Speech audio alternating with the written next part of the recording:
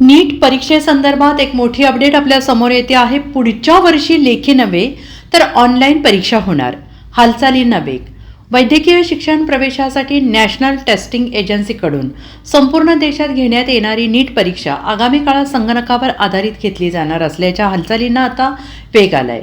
केंद्रीय शिक्षण विभाग आणि केंद्रीय आरोग्य विभाग या परीक्षेच्या सुरक्षा आणि समानतेच्या संदर्भात प्रयत्न सुरू आहेत आणि या संदर्भात व्यवहार्यता तपासण्यात येत असून प्रयत्न सुरू झालेले आहेत। त्यामुळे 2026 साली मे महिन्यात होणारी नीटची परीक्षा संगणकावर आधारित होण्याची शक्यता आता निर्माण झालेली आहे। मिळालेल्या माहितीनुसार केंद्रीय आरोग्य मंत्रालयाच्या वरिष्ठ अधिकाऱ्यांनी सूत्रांच्या हवाली ही माहिती दिलेली आहे। यापूर्वी ही परीक्षा पेन पेपर तत्वावर होत होती, मात्र यामुळे अनेकदा पेपर लीक होण्याची शक्यता निर्माण होत होती।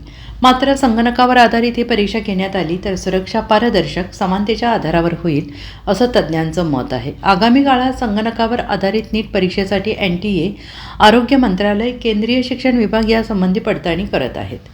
Bureau report, SBN Marathi, Mumbai.